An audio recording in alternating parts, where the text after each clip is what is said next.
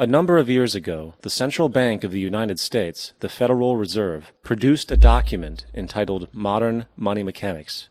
This publication detailed the institutionalized practice of money creation as utilized by the Federal Reserve and the web of global commercial banks it supports. On the opening page, the document states its objective.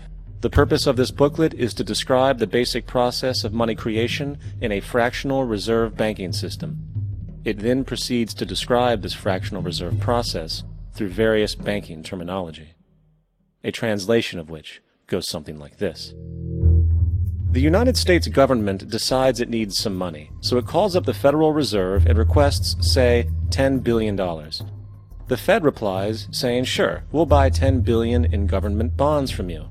So the government takes some pieces of paper, paints some official-looking designs on them, and calls them treasury bonds.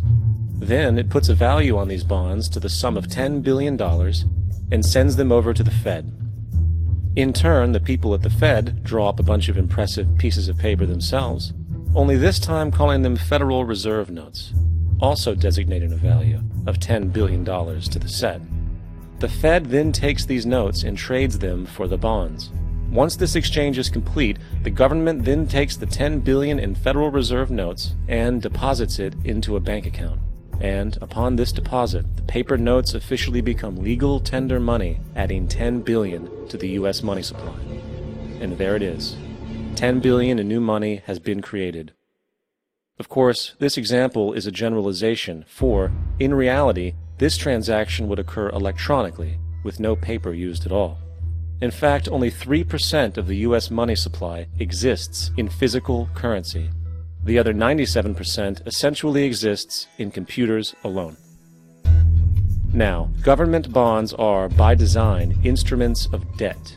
And when the Fed purchases these bonds, with money it essentially created out of thin air, the government is actually promising to pay back that money to the Fed. In other words, the money was created out of debt. This mind-numbing paradox of how money or value can be created out of debt or a liability will become more clear as we further this exercise. So, the exchange has been made and now $10 billion sits in a commercial bank account. Here's where it gets really interesting. For as based on the fractional reserve practice, that $10 billion deposit instantly becomes part of the bank's reserves, just as all deposits do. And regarding reserve requirements, as stated in Modern Money Mechanics, a bank must maintain legally required reserves equal to a prescribed percentage of its deposits. It then quantifies this by stating, under current regulations, the reserve requirement against most transaction accounts is 10%. This means that with a $10 billion deposit, 10% or $1 billion is held as the required reserve, while the other $9 billion is considered an excessive reserve and can be used as the basis for new loans. Now, it is logical to assume that this $9 billion is literally coming out of the existing $10 billion deposit. However, this is actually not the case. What really happens is that the $9 billion is simply created out of thin air on top of the existing $10 billion deposit. This is how the money supply is expanded. As stated in Modern Money Mechanics, of course they, the banks, do not really pay out loans from the money they receive as deposits. If they did this, no additional money would be created.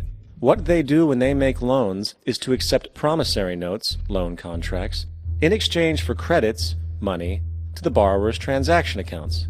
In other words, the $9 billion can be created out of nothing simply because there is a demand for such a loan and that there is a $10 billion deposit to satisfy the reserve requirements. Now, let's assume that somebody walks into this bank and borrows the newly available $9 billion. They will then most likely take that money and deposit it into their own bank account. The process then repeats, for that deposit becomes part of the bank's reserves. 10% is isolated, and in turn 90% of the $9 billion, or $8.1 billion, is now available as newly created money for more loans. And, of course, that 8.1 can be loaned out and redeposited, creating an additional 7.2 billion, to 6.5 billion, to 5.9 billion, etc. This deposit money creation loan cycle can technically go on to infinity. The average mathematical result is that about $90 billion can be created on top of the original $10 billion.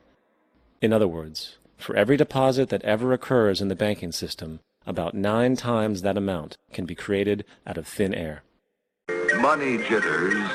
Ask the obliging Bank of America for a jar of soothing instant money, M-O-N-E-Y, in the form of a convenient personal loan.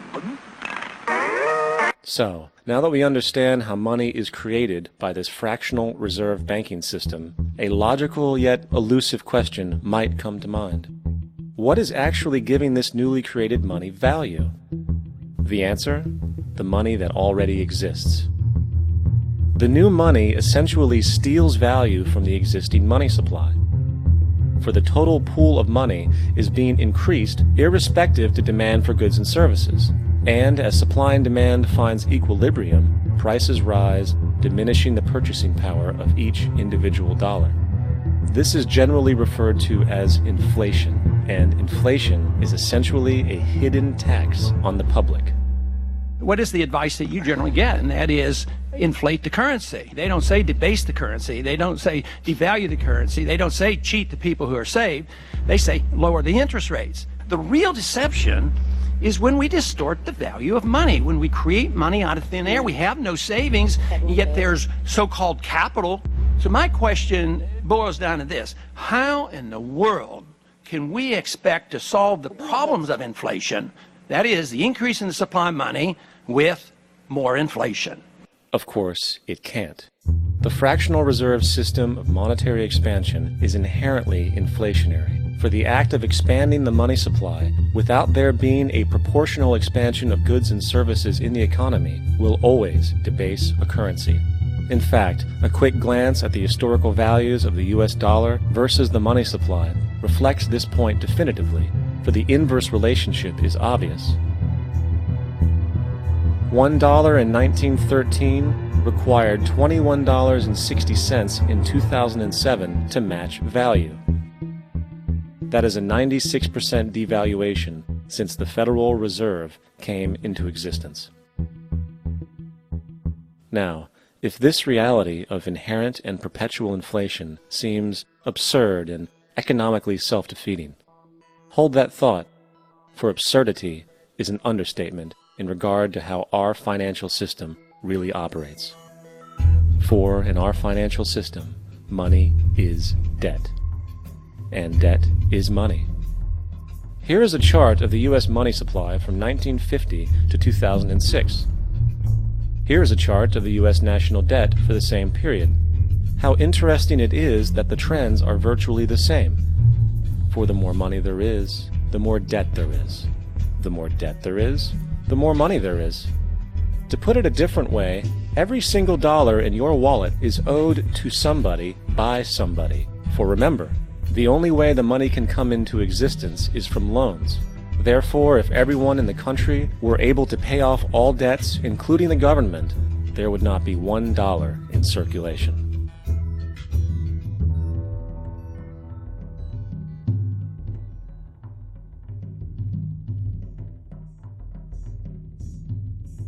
In fact, the last time in American history the national debt was completely paid off was in 1835 after President Andrew Jackson shut down the central bank that preceded the Federal Reserve.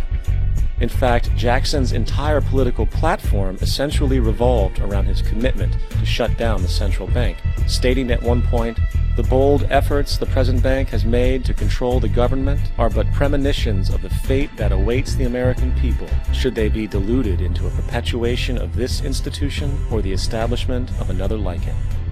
Unfortunately, his message was short-lived, and the international bankers succeeded to install another central bank in 1913, the Federal Reserve.